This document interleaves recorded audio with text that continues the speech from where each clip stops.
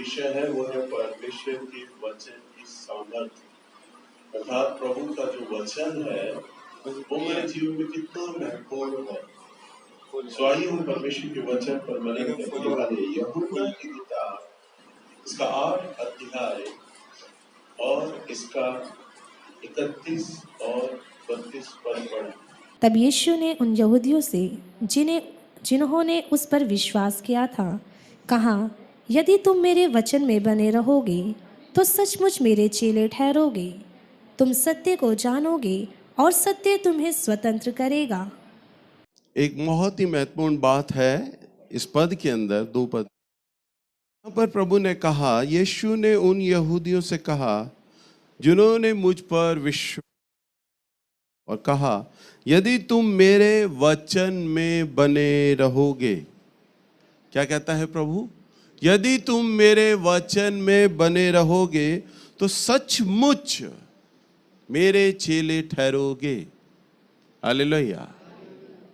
और दूसरा, और तुम सत्य को जानोगे और सत्य तुम्हें स्वतंत्र करेगा। इस पद में बहुत ही 2 महत्वपूर्ण बातें हैं।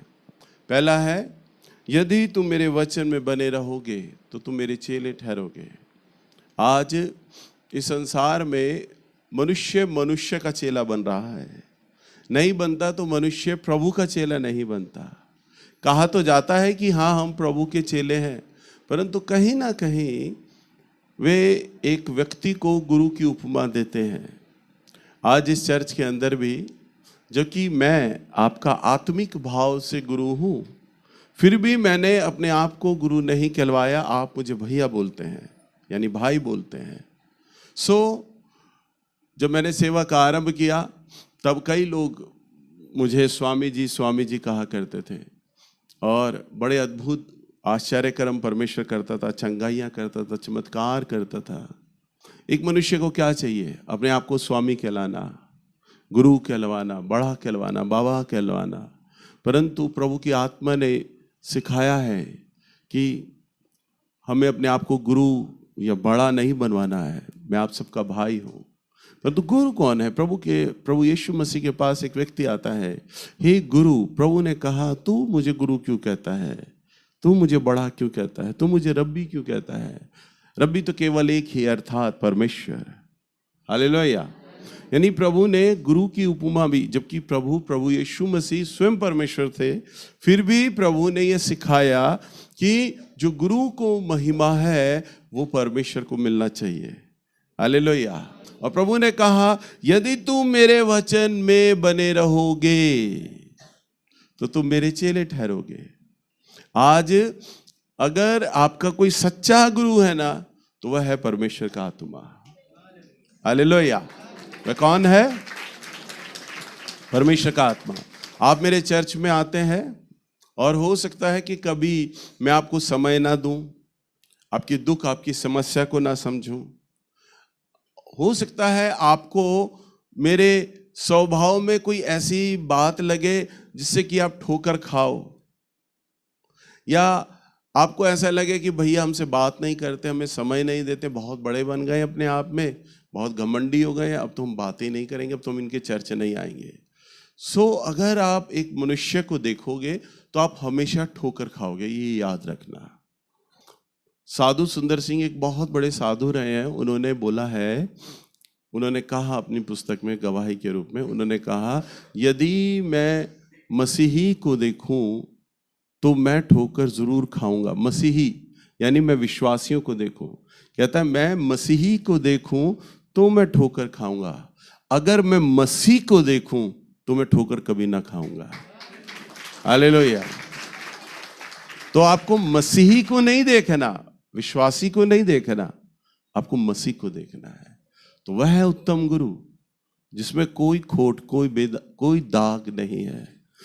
जब आप यहां आते हैं तो हाँ, एक मनुष्य को प्रभु चुनता है। प्रभु ने मुझे भी चुना है और मुझसे सेवा ले रहा है प्रचार की। यहाँ पर हमारे भाई बहन लोग, कुछ लोग हैं जिन्हें प्रभु ने चुना है, वो भविष्यवाणी भी करते हैं, तो प्रभु उनके द्वारा भी बात करता है। परंतु हमें एक मनुष्य को प्रभु के समान आदर नहीं देना है। मनुष्य मनुष्य है और प्रभु प्रभु है। हालेलुया। तो प्रभु है आपका सच्चा गुरु और प्रभु में कोई खोट नहीं है, प्रभु में कोई खोट नहीं है, कोई गलती नहीं है। सो आपको किसको देखना है? मसीह को देखना है। तो प्रभु ने कहा यदि तुम मेरे चेले, यदि तुम मेरे वचन में बने रहोगे, और वचन क्या है? परमेश्वर। परमेश्वर ही वचन है। आपके हाथ में जो इस समय किताब है और जिसके द्वारा मैं आपको प्रचार कर रहा हूं, सिखा रहा हूं, जब आप इसको सुनते हैं, पढ़ते हैं, तब आपको प्रभु के बारे में जानकारी प्राप्त होती है। और जब आप इस वचन में बने रहते हैं, बने रहने का मतलब ये होता है, प्रभु ने अपने वचन में कहा तुम मुझसे हे प्रभु कहते हो, परंतु तुम्हारा मन, तुम्हारा दिल मुझसे बहुत दूर है। सो वो उन लोगों को चाहता है जो मेरे वचन को सुने और सुनकर ताली बजाने वाले ना हो, बल्कि वचन पर चलने वाले बने। हालेलुया।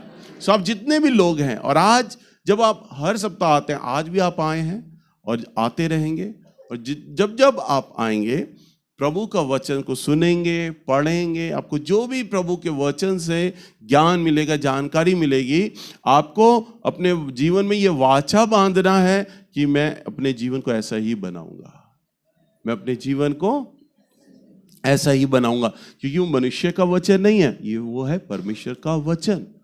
और जब आप ऐसा करोगे, जब आप वचन पे चलने वाले बनोगे, तो प्रभु कहता है अपने वचन में, तब तुम मेरे चेले ठहरोगे। तब कब? जब मेरे वचन में बनोगे, यानी मेरे वचन की आज्ञा का पालन करोगे। इस संसार के अंदर हम प्रभु के वचन को और इस संसार की बातों को हम बिल्कुल उलट देखते हैं। प्रभु ने कहा मेरा वचन, मेरे काम करने का तरीका तुम्हारे काम करने के तरीके से मेल नहीं खाता। तो प्रभु की जितनी भी बातें हैं वो इस संसार के लोगों से क्या है? मेल नहीं खाती। तो आपको प्रभु के वचन में क्या रहना है? बना रहना है। दूसरा, जब आप प्रभु के वचन को पढ़ते हैं, इसे जानते हैं, तो वचन में क्या लिखा है? तुम सत्य को जानोगे, तुम सत्य को जानोगे और सत्य तुम्हें आजाद करेगा, सत्य तुम्हें स्वतंत्र करेगा। स्वतंत्र, बोलिए स्वतंत्र, यानी आजादी। और आजादी किसे चाहिए होती है? आजादी किसे चाहिए होती है? जो गुलाम हो। जो भाई जो गुलाम है उसे ही तो आजादी चाहिए, पर जो आजाद है, जो स्वतंत्र है, उसे क्या स्वतंत्रता की जरूरत है? वो तो आजाद है। परंतु जो बंधा है, जो गुलाम है, उसे आजादी की जरूरत होती है। अभी मैं आप लोगों को बोलूंगा कि आप लोग गुलाम हैं, आप कहोगे नहीं भाई हम गुलाम नहीं है, मैं तो स्वतंत्र भारत का स्वतंत्र नागरिक हूं मैं कोई गुलाम नहीं है। परंतु नहीं, जब आप प्रभु के वचन को पढ़ोगे, वचन को जानोगे, वचन में लिखा है तुम सत्य को जानोगे।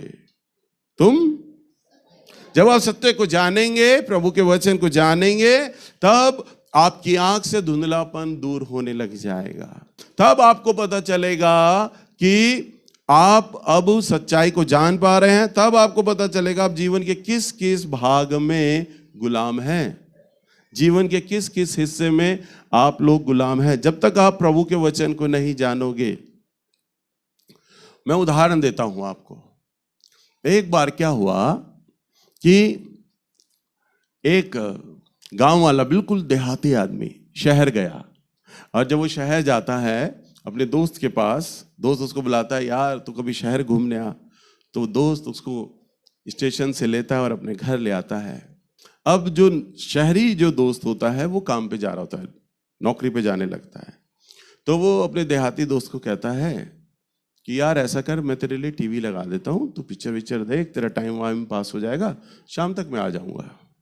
और जो बेचारा वो देहाती दोस्त होता है, उसके गांव में बिजली नहीं होती, बिल्कुल दूर दराज कुओं पे लोग जाते हैं पानी लेने, यानी शहर की जो सुविधाएं होती हैं वो गांव उनका बहुत कोसों दूर होता है। तो जब गांव के अंदर बिजली नहीं है दूर दराज तक, तो बेचारा वो टीवी नहीं जानता था कि टीवी क्या होता है। अब सामने जब उसका दोस्त उसको कहता है, बड़ा सा टीवी दिखाता है कि ये टीवी है, इसको तू देखियो, सारा दिन तेरा पास हो जाएगा, अभी तो टीवी बंद होता है। उसका दोस्त हंसता है, देहाती दोस्त, और वो कहता है मेरा पढ़ा लिखा दोस्त शहर में रहता है और ये शहरी लोग समझते हैं कि हम गांव वालों को अकल नहीं है, और ये बेवकूफ़ आदमी है और ये एक खाली कांच को लेकर मुझे बोल रहा है कि मैं इसको लूं, मैं इसके अंदर कुछ देखूं, लगातार सारा दिन देखूं, इसमें देखने वाली क्या बात है। तो वो अपने दोस्त को कहता है ये तो तेरा टीवी है तूने लिया कितने में? वो कहता है मैंने 60,000 में लिया। कहता 60,000 में? फिर वो अपने मन में सोचता है, गांव वाला बेवकूफ़ आदमी है, कहता अबे बाल काटने का शीशा तूने 60,000 में ले लिया। तो वो जो शहरी दोस्त होता है वो कहता है इसमें है ना देखकर बाल नहीं काटे जाते, वो नॉर्मल शीशा नहीं है, इसके अंदर तो पिक्चर आती है। कहता देख मैं भी दिखाता हूँ। अब वो उसे टीवी ऑन करता है, ऑन करके दिखाता है, और जब टीवी सामने चलता है तब वो कहता अरे इसके अंदर तो पिक्चर चल रही है, इसके अंदर तो कुछ चल रहा है। तब वो अपनी समझ को कहता है यार शहरी आदमी है थोड़ा जानकार, 60,000 सही फूके इसने। फिर वो देखता है बस, ट्रेन, लड़की, गाना, विलन, पिक्चर, लड़ाई झड़ाई सब देखता है, उसे बड़ा अच्छा लगता है। 3 घंटे तक वो पिक्चर देखता रहता है। दोस्त उसका लगा के चला जाता है, अब पिक्चर खत्म हो जाती है, अब वो बेचारा खाली बैठा, खाली काला स्क्रीन चल रहा होता है, वो फिर हीरोइन का इंतजार कर रहा होता है। हीरोइन आएगी, गाना गाएगी, लड़का भी आएगा, लड़ाई फिर होगी, फिर मैं देखूंगा। अब वो देखता रहता है। अब शाम हो जाती है, काम पे से उसका जो दोस्त रहता है वो आता है। वो कहता तूने पिक्चर देखी? वो कहता हाँ मैंने देखी, वो लड़का लड़की आए थे, गाना गाया, लड़ाई हुई, चले गए सब, और उसके बाद तो अब कोई नहीं आ रहा दोबारा था। उसने कहा तू पागल हो गया है? अरे देख ये तेरे सामने देख रिमोट रखा है, इस रिमोट का है ना यूं करके बदलता है, यूं करके बदलता है, देख कितने चैनल आ रहे हैं, देख ये वाला चैनल लगा, देख यहाँ भी पिक्चर आ रही है, देख यहाँ भी आ रही है पिक्चर, यहाँ भी आ रही है, यहाँ भी आ रही है। कहता 24 घंटे भी कम पड़ जाते हैं टीवी को देखने में, और सारे चैनल तो भी नहीं देख पाते, इतना प्रोग्राम आता है। अब उसकी खोपड़ी चकरा गई जब रिमोट से उसने दिखाए सारे चैनल। उसने आवाज़ कम धीमी की, ज़्यादा बढ़ाई, पिक्चर के अलग अलग मोड लगाए, कलर चेंज करे, सब कुछ दिखाया। और फिर इतना देखने के बाद उस देहाती आदमी ने कहा मैं तो तुझे भाई सलाह दे रहा था कि 60,000 में भैंस आ जाएगी, पर तूने तो ये शीशा लेकर, टीवी लेकर बड़ा अच्छा किया। हालेलुया। हमारे गांव में ऐसा नहीं है, ये टीवी अगर आ जाए तो हवा हो जाएगा, और वो बड़ा खुश होता है। 60,000 में तो बहुत सस्ता है, इसके अंदर तो दुनिया भर की सारी चीज़ें आ रही हैं। हालेलुया। तुम सत्य को जानोगे और सत्य तुम्हें आजाद करेगा। जब तक उस देहाती आदमी को जानकारी नहीं थी, वो अपने आप में बहुत बुद्धिमान था। मैं सब कुछ जानता हूं, मैं सब कुछ। पर जब उसके सामने टीवी आया और टीवी को देखने लगा, तब उसको अपनी जानकारी, अपनी समझ बोनी दिखाई दी। मेरी समझ तो कुछ नहीं है, मेरी बुद्धि तो कुछ नहीं है। मैं तो समझ रहा था कि ये शीशा मेरे दोस्त ने बड़ा महंगा ले लिया, इससे अच्छा तो गाय पाल लेता तो दूध, मक्खन, घी इसे सब मिलता, पर इसने तो बाल काटने वाला शीशा लिया था। पर नहीं, ये टीवी तो वास्तव में ही एक अद्भुत चीज है। हालेलुया। जब तक आप प्रभु के वचन को सुनोगे नहीं, वचन को पढ़ोगे नहीं, तब तक आप इसे बड़ी एक समान पुस्तक ही जानोगे। पर जब इसे पढ़ने लगोगे, इसे समझने लगोगे, जानने लगोगे, तब टीवी से कहीं अधिक ये अद्भुत है। हालेलुया। जो आपकी समझ को, आपके नजरिए को, आपकी जानकारी को, आपकी बुद्धि को, आपके ज्ञान को पूरा का पूरा मंडलियामनेट कर देगी। आप ये जानेंगे, अरे अब तक तो मैं 40 साल का हो गया, 50 साल का हो गया, 70 साल का हो गया, मैं सोचता था दुनिया भर का ज्ञान है मुझे, पर मेरा ज्ञान तो कूड़ा करकट है, कुछ भी नहीं है। जो प्रभु का वचन है, ये जब आप इसको पढ़ने लगोगे, जानने लगोगे, समझने लगोगे, तब आप बुद्धिमान बुद्धिमान बुद्धिमान बनने लग जाएंगे। हालेलुया। जब आप अपने बच्चों को राय देते हैं तो क्या राय देते हैं? आप अपने बच्चों से कितने बड़े हैं? 20 साल, 25 साल, 30 साल, शायद 40 साल बड़े हो सकते हैं। इतने ही तो बड़े होते हो आप, 45 साल, बस इतने ही तो बड़े। अब नाती हो गए, पोते हो गए, तो वो आपसे 50 साल छोटे होंगे। बस आप क्या कहते हैं, हमारे ये बाल है ना धूप में सफेद नहीं हुए, तजुर्बे में हुए, तजुर्बे में, है ना। औलाद को यही बोलते हैं, पोते नातियों को यही बोलते हैं, हमारी सीख पे चलो, हम जो कहेंगे हमने दुनिया देखी है, बोलते हैं ना पूरा गारंटी के साथ, हमने क्या देखी है, दुनिया देखी है। आप कितने बड़े हो अपनी औलाद से? 25 साल बड़े, 30 साल बड़े, पोतों से 50 साल बड़े, और आप दावा ठोकते हो मैंने दुनिया देखी है, मेरी अकल पे चल, मेरी समझ पर चल, मेरी राय पे चल, मैं जो कहूं वो कर, क्योंकि तजुर्बा है मेरा। आप में से कोई बता सकता है प्रभु की एज क्या है? प्रभु की उम्र बताओ। वचन में उसकी एज बताई है। मालूम है क्या है? प्रभु ने अपनी एज डिफाइन करी, बताई। मैं ही अल्फा और ओमेगा हूं, मैं ही आदि हूं, यानी मैं ही शुरुआत हूं और मैं ही अंत हूं। हालेलुया। मैं 25, 50 साल, 100 साल पुराना नहीं हूं, मैं 1000 साल पुराना भी नहीं हूं, मैं लाख साल पुराना भी नहीं हूं, मैं अरबों खरबों साल पुराना भी नहीं हूं। मेरी एज ही नहीं है, क्योंकि मैं अनंत हूं। हालेलुया। और आप किससे राय ले रहे हैं? 25 साल वाले आदमी से, 50 साल वाले आदमी से। प्रभु कहता है मेरी राय लो, मेरे से बुद्धि लो, क्योंकि मैं अनंत हूं, अनंत काल की बुद्धि है मेरे पास। आप किसका एक्सपीरियंस लोगे? जिसके पास 50 साल का एक्सपीरियंस है उसकी बुद्धि पे चलोगे, या उसकी बुद्धि पे चलोगे जो अनंत काल की है, जिसकी कोई एज लिमिट ही नहीं है? बताओ। पक्का? यस। तो जीवन के जितने भी फैसले हैं, तुम्हारे भविष्य का बनना, तुम्हारी पढ़ाई लिखाई, तुम्हारा शादी ब्याह, ये सारे फैसले, बड़े बड़े और छोटे छोटे फैसले, वो प्रभु के वचन में आपको मिलेंगे। प्रभु ने कहा है मेरी भेड़ मुझे पुकारेगी और मैं उससे उत्तर दूंगा, और मैं उसे उत्तर दूंगा। आप अपनी बेटियों का ब्याह किसी बिचौलिए के हाथों से कर देते हैं। जो फूलों से पाली थी बेटी अनजान परिवार, अनजान आदमी को देते हैं, सिर्फ एक आदमी के कहे पे। अरे उस एक आदमी के कहे पे आने के बाद जो परिवार बिखरता है, लड़की फिर घर पर आकर बैठ जाती है। अब दुनिया को कहते हैं बिचौलिया ही ढंग का नहीं मिला, बिचौलिए ने ही परिवार अच्छा नहीं बताया। आपने एक फैसला लिया और अपनी औलाद का भविष्य खराब कर दिया, लड़के का हो या लड़की का। काश वो राय मेरे परमेश्वर से ली होती। हालेलुया। जो बुद्धिमान है, अति अति अति और अति से भी अगर कोई शब्द होता ना, तो मैं अपने परमेश्वर के लिए इस्तेमाल करता, क्योंकि वो अति बुद्धिमान परमेश्वर है। वो गलती से भी गलती नहीं करता, गलती से भी गलती नहीं करता मेरा परमेश्वर। और जब आप उससे अपनी राय लेते, प्रभु मैंने अपनी बेटी का ब्याह करना है, मैंने अपने बेटे का ब्याह करना है, किससे करूं, कैसे करूं, आप बताइए। तो वो कहता है तू मुझे पुकार तो मैं उत्तर दूंगा, वो कहता है। और जो उसकी बाट जोते हैं, यानी जो उसका इंतजार करते हैं, उन्हें वो अवश्य उत्तर देता है। जब आप बाट जोहेंगे तो वो आपको उत्तर देगा। हालेलुया। आपके जीवन के फैसले, मैंने अपने बहुत सारे जीवन के फैसले प्रभु के हाथों में दिए और लोगों को सिखाता हूं। आपको एक छोटी सी गवाही दूंगा, फिर मैं खत्म करूंगा। सुने ध्यान से। कोरिया देश में, साउथ कोरिया के अंदर एक प्रभु के दास हैं।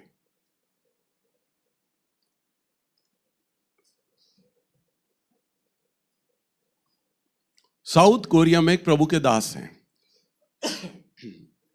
तो उनकी कलीसिया में एक औरत आती, और उसकी जो लड़की थी वो सांवली थी, और उसका बिल्कुल ब्याह नहीं हो पा रहा था, क्योंकि वो सांवली थी, शादी नहीं लग पा रही थी। उम्र बढ़ती जा रही थी, बढ़ती जा रही थी, बढ़ती जा रही थी। और कोरिया में अगर आप देखोगे तो सारे लोग गोरे होते हैं, कोई सांवला कोई काला नहीं होता, क्योंकि वो कंट्री ऐसी है। पर वो लड़की सांवली थी, क्योंकि उस औरत ने एक इंडियन आदमी से शादी किया था, तो सांवला रंग था उस लड़की का, सांवली थी वो। तब उसका ब्याह नहीं हो रहा था। उसने पादरी साहब को कहा कि मैं प्रार्थना करती हूँ, परंतु मेरी लड़की का ब्याह नहीं हो रहा है। उन्होंने उस लड़की को बुलाया, उसे कहा बेटा तुझे कैसे लड़के से शादी करनी है। वो लड़की शर्माई, क्योंकि किसी भी लड़की से पूछोगे भाई तुझे कैसा लड़का चाहिए, तो तेरे सपनों का राजकुमार कौन है, तो वो नहीं बताइए, चाहे वो शाहरुख खान ढूंढ रही हो अपने अंदर। वो ये नहीं कहेगी कि मैं खूबसूरत लड़का चाहती हूँ। तो पादरी साहब ने कहा बेटा बता ना। उसने कहा कि अंकल आप प्रार्थना कर दो बस। उन्होंने कहा सुन, मैं तुझे कागज देता हूँ, उस कागज पे उस लड़के की खूबियां लिख, तुझे कैसा चाहिए। माँ ने सवाल किया, ये तो प्रभु के हाथों में है ना, देना कैसा रिश्ता देगा वो, कैसा लड़का देगा, वो तो प्रभु के हाथों में। उन्होंने कहा नहीं, प्रभु के हाथों में नहीं है। क्योंकि प्रभु तो एक बाप है, पिता है। एक बेटी अपने बाप से जब बोलती है पापा मैं वैसा लड़का चाहती हूं, या लड़का कहेगा पापा मैं वैसी लड़की चाहता हूं, तो क्या बाप उनको खुश करने के लिए एक अच्छा जीवन साथी नहीं देगा? जैसा वो चाहते होंगे क्या वैसा नहीं देगा? लड़की ने कहा वैसा ही देगा। उन्होंने कहा फिर लड़के के बारे में लिखना शुरू कर। उसने लड़की के बारे में लिखना शुरू किया। लड़के के बारे में, वो लड़का 6 फुट लंबा होना चाहिए, लिख दिया। रंग गोरा होना चाहिए, गोरा लिख दिया। उसे बिल्ली आंखें पसंद थी, उसने कहा बिल्ली आंखें होनी चाहिए, ब्राउन आईज होनी चाहिए, लिख दिया। ब्राउन बाल होने चाहिए, उसने लिख दिया। और वो क्वायर में जाती थी, गाना गाती थी, उसने कहा वो सिंगर होना चाहिए लड़का, सिंगर भी होते हैं। और उसे गिटार बजाना आना चाहिए, उसे गिटार बजाना आना चाहिए, ये भी लिख दिया। उसका पढ़ाई कितना होना चाहिए, उस लड़के का पढ़ाई भी लिख दिया। जब सारी लिस्ट बना दी, उन्होंने कहा इस लिस्ट को लेकर बेटा अपने ड्रेसिंग टेबल के शीशे पे चिपका देना, क्योंकि तुम बाल बनाओगी दिन में कई बार, और कई बार इस लिस्ट को पढ़ना और इस पर हाथ रखकर बोलना प्रभु मुझे ऐसा ही लड़का चाहिए। और क्या हुआ, वो लड़की ऐसा ही प्रार्थना करती थी, ऐसा ही प्रार्थना करती थी। सच्ची गवाही है, झूठी नहीं है। आपको सिखाने के लिए नहीं बता रहा हूं, सच्चा है। और क्या हुआ, कुछ महीनों बाद ऐसा ही हूबहू लड़का उनके चर्च भेजा गया। एक चर्च ने दूसरे चर्च से उनके चर्च में भेजा गया, और वो लड़का वहां के क्वायर को सिखाने के लिए, गीत सिखाने के लिए कुछ दिनों के लिए आया था।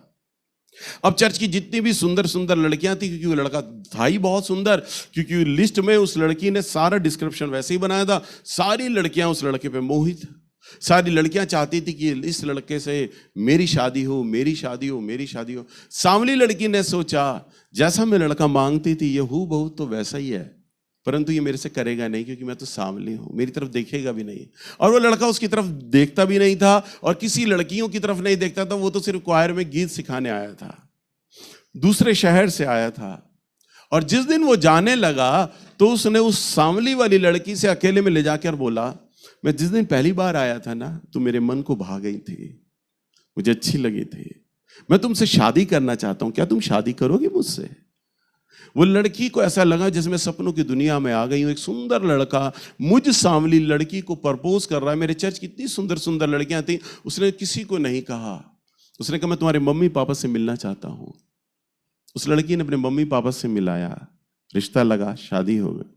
जब शादी पढ़ी जा रही थी, जो पादरी शादी पढ़ रहा था, तो लड़की की मां सबके सामने आती है और रोते हुए कहती है, मेरी इस लड़की ने लिस्ट बनाई थी, प्रभु के दास ने हमें सिखाया था, मेरी लड़की ने पूरा हूबहू ये लिस्ट में मांगा था कि प्रभु मुझे ऐसा ही लड़का चाहिए। और आज मेरी लड़की का जो होने वाला पति है वो ये है, जो लिस्ट में लिखा हुआ है वो ये है। सारी खूबियां, सारा रंग रूप इस लिस्ट में जो लिखा था ना, वो सामने हूबहू लड़का है मेरे।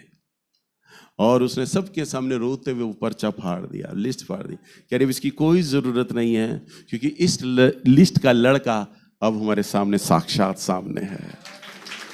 हालेलुया। ये हमारा परमेश्वर, अद्भुत। जब तक आपको किसी भी चीज का ज्ञान नहीं है, आप किस्मत के भरोसे रहेंगे। हाथ में रेखाएं होंगी तब करूंगा मैं। एक बार मैं किसी परिवार में जिन निकालने गया, तो उस परिवार ने तांत्रिक को भी बुला रखा था। दोनों ऑप्शन रखे थे, तांत्रिक भी निकालेगा जिन, भैया जी भी निकालेंगे। जिन निकलना चाहिए, चाहे तांत्रिक के मंत्र से निकले, चाहे भैया जी से निकले। अब वो तांत्रिक बैठा हुआ मेरी शक्ल देखे जा रहा, मेरा रंग रूप पड़े जा रहा, मेरी माथे की लकीरें देख रहा। मैं समझ गया कुछ देख रहा है ये। थोड़ी देर के बाद कहता, भाई साहब एक बात बोलूं? मैंने कहा हाँ बोल भाई। कह रहा आपकी माथे की लकीरों में ना पैसा नहीं है, बिल्कुल भी पैसा है ही नहीं आपके पास। आपकी माथे की लकीरें बताती हैं आप कंगले हो। आपको खाना नहीं मिलना चाहिए, आपको कपड़ा नहीं मिलना चाहिए, पर मैं देख रहा हूं आपने बदन पे अच्छे कपड़े पहने हैं, आप अपनी गाड़ी से आए हो, आप हूबहू अच्छा दिख रहे हो। कह रहा मेरा सारा तंत्र फेल हो रहा है। आपको तो कंगला होना चाहिए। आप कर क्या रहे हो? जो रेखाएं भी आपका साथ नहीं दे रही, पर आपके पास तो सब कुछ है। मैंने कहा मैं किस्मत पर नहीं वरन किस्मत के बनाने वाले परमेश्वर की सेवा करता हूं, उस परमेश्वर की सेवा और आराधना करता हूं। मेरे हाथ में पैसा भले ही ना हो, परंतु मैं उस पैसा देने वाले ईश्वर की सेवा करता हूं। हालेलुया। सो आपको किस्मत के भरोसे नहीं रहना। पैसा मिलेगा, हमारी लड़की की किस्मत में होगा तो लड़का मिल जाएगा, लड़के की किस्मत में होगी तो जैसी बहू होगी लिखी वैसी आएगी। ना, ऐसा कभी नहीं। किस्मत के भरोसे जो प्रभु के वचन पर विश्वास करते हैं वो लक किस्मत जानते ही नहीं, क्योंकि लक और किस्मत शब्द पूरी बाइबल में कहीं नहीं लिखा। हालेलुया। और जो चीज बाइबल में नहीं लिखी ना, मैं उस पर विश्वास नहीं करता। जो लिखी है मैं उस पर विश्वास करता हूं। हालेलुया। सो आपको क्या करना है? अब किस्मत और लक के भरोसे चलोगे? ये मत बोलना ये लड़की बड़ी लकी है, ये गाड़ी बड़ी लकी है, ये घर मेरे लिए बड़ा लकी है। लकी वकी कुछ नहीं है। प्रभु का अनुग्रह आपके ऊपर होना चाहिए। प्रभु का अनुग्रह, केवल प्रभु का अनुग्रह। प्रभु का वचन कहता है सोना और चांदी तो मेरा ही है, मैं जिसे चाहूं दे सकता हूं। जब प्रभु आपको देगा ना तो तांत्रिक भी खड़बड़ा जाएंगे, ज्योतिष की ज्योतिषी फेल हो जाएगी और कहेगी ये रेखाएं तो आपके हाथों में है ही नहीं, ये रेखाएं तो आपके माथों में है ही नहीं, आपके ग्रह तो ये चीज बताते नहीं, पर आपको ये चीजें मिल रही हैं, हमें समझ नहीं आ रहा। क्योंकि ग्रहों को बनाने वाला, हाथ की रेखाओं को बनाने वाला मेरा परमेश्वर है। जब आप उसके साथ बैठते हैं, जब आपके साथ प्रार्थना करते हैं, तो प्रभु का वचन कहता है तुम में से ऐसा कौन पिता है जो उसका बेटा रोटी मांगे तो बाप उसे पत्थर दे। सो जब तुम बुरे होकर अपने बच्चों को अच्छी वस्तुएं देना जानते हो, तो मैं तुम्हारा स्वर्गीय पिता तुम्हें इनसे बढ़कर वस्तुएं क्यों ना दूंगा। हालेलुया। सो आपको जो चाहिए प्रभु से मांगिए। आप जितना प्रभु का वचन को सुनेंगे, जानेंगे, उतना आप आजाद होते चले जाएंगे। आज भी आजाद हो रहे हो ना किस्मत के बंधनों से, अज्ञानता के बंधनों से। जितना आप प्रभु का वचन सुनोगे, पढ़ोगे, जानोगे, आपको प्रभु की सच्चाई प्राप्त होगी।